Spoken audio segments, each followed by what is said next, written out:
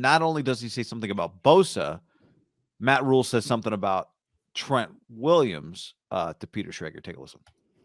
You hear about Nick Bosa, like we literally had on our call sheet this year, because sometimes in the fourth series he would rotate out. We literally had plays that were 97 out plays. If he's out, we can run this. If he's in, we can't. Yeah, one person is Bosa in? Is Bosa in? Is Bosa? Oh, he's out. Okay, hey, let's call. That's good. No one's gonna match up with him. But I think the best player in the NFL is I shouldn't say one of the, to me is Trent Williams. I think I thought it was funny earlier when there was that thing about his stance and all that. If he does this, he's running. If he does that, he's passing. Yeah. I'll tell you something. Doesn't matter. Trent Williams, if he told me he wanted to stand on one leg to block people, I'd say, cool, do your thing. But he is just elite beyond elite. That's pretty good. A lot going on there. Trent had a pretty good rebuttal on that. We have 7 million run plays. Right, you have no clue. He's like, we literally just installed 10 new ones. You have no clue what's coming. So even if you do know, you don't know what run play were coming. Mm-hmm. He's right. Because on that play where I said that McGlinchey was blocking the ghost, Trent just stoning the dude on the other side. I mean, it doesn't even look like he's trying. Like Kelsey when he runs, he's kind of hitting him, and the guy just stopping, and the pocket's just perfect on that side. McGlinchey's over here blocking nobody. Trent went from well-respected, I feel to the Niners being viewed universally pound for pound best player in the league. No doubt about it, best left tackle. And, depending on what position tickles your fancy the most, top 2 or 3 non-quarterback in the league, no one argues, right? Yeah, I mean, I don't know in my football consuming life that everybody has talked about an offensive lineman the best player in the league as much as, obviously Mahomes. I'm not saying, but just everybody has put one guy in that category. And I think part of it is that he's so athletic and you see the athleticism on display. I think that's part of what it takes to be maybe viewed that way. I don't know, but I feel like Trent Williams gets more offensive love than all the great offensive linemen of our lifetimes used to get.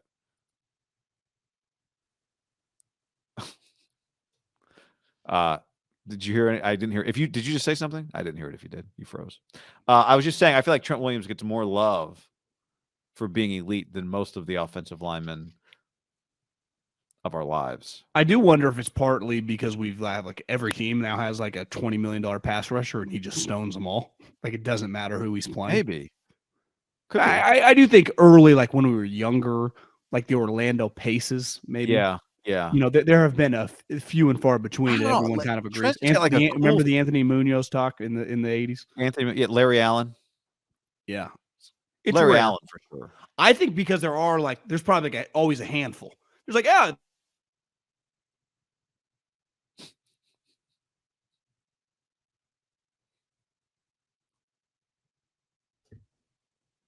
always a handful. You froze at this like this. Isn't it Shanahan? He's got an all-star team, John. Kyle Shanahan has an all-star team, right? If Bosa's a pass rusher, Trent Williams a left tackle. So 2 premium positions. He has Matt Rhule. It's these are 2 of the best players in the league. Kyle has them both. Now we could argue Micah, we could argue Myles Garrett, whatever. But part of it is Matt Rhule played against the Niners this year, so that's probably why he goes to the Niners. He also mentioned Grady Jarrett, who's just in his division, as he thinks one of the most underrated players in the league. But Niners ended his career in the NFL. Yeah, Niners ended his career. So maybe that's part of it. But it's fresh. The Niners do have it all. I mean, that's one thing when you watch them. It's it's so obvious that they have an all-star team, and that it shouldn't feel so hard to make the playoffs every year with an all-star team. Well, they win this week. It's they are. I would say they're playoff bound. You get to 8-4, they're winning 10 games. Yeah, this game's pretty big, guy. I mean, this game just the breathing room of being 8-4 with these next couple games. Feel like you're locked to win one of the next couple. That you're in fantastic shape.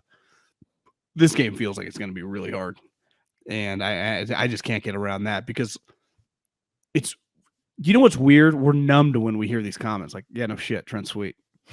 Yeah, no shit, Debo's unstoppable. Occasionally, I'll just have a buddy I remember last year when Debo, in the offseason, they're God, we just watched some cut-ups on Debo. Because, when the draft comes and you start doing some comparisons, you start looking for comps and stuff. And it's like, is he the best player with the ball in his hands in 2020? Like, they have the best player with the ball in his hands in 2021, and the best left tackle, and one of the best pass rushers, and one of the best tight ends. Just named the defensive player of the month. And it was like they barely got to the summit to get to the playoffs. I mean, it took like the most miraculous drive since like Joe Montana in like the mid 80s just to win a week 18 game. It doesn't have, you can circumvent that with, to me, a win. Like, you just win these like next 2 weeks. Obviously that'd be winning 3 straight home games, which at the beginning of the schedule, when we looked at it with Tampa in, I guess maybe we downplayed, we didn't view Miami and Tampa on the same level. Not at all. Ironically, Miami's way better than Tampa. The Saints were probably what we thought, wouldn't be a playoff team, but they'd be a tough little bunch. They were actually probably worse than we thought, but in an individual matchup, I actually had this theory, like, you watch a lot of teams that have 3 and 4 wins around the league. Like when you watch the Lions play, you watch the Saints play, when you watch the Cardinals play, when you watch the Raiders play, when you watch Denver play. I mean, all these teams are not going to go to the playoffs. How many teams around the league that are good would take like a large percentage of their starters, right? Yeah. So this is not college football that when you watch a team that ends up going 5-7 or 4-8, that you go, God, that team's got a fucking ways to go. Like, I watch the Saints, it goes like, Jesus, if they just had like a solid quarterback and a decent coach, like, they're playoff bound. You know, you watch the Raiders, it's like, God, if Josh McDaniels just knew how to win some close games and not blow it, are they fucking 6-4? You know, it's just all, this is the NFL. And you know what's weird is players and coaches talk about all the time, like any given Sunday. It really is. Like, the Texans really suck. But for the most part, and the Rams suck right now because their 4 best players are in casts and have broken ankles or high ankle sprains. But I would say the majority of like the top teams drafting in the top 10 in the NFL, like the Atlanta Falcons, the Detroit Lions, like these teams feel like beat you. Pittsburgh sucked to you? I put them closer to suck than like. I would say less fun. Like I would rather play quarterback. I'd rather play the Steelers than the Lions. Yeah, their quarterback is just. TJ Watt could get 3 sacks in a game. That's true.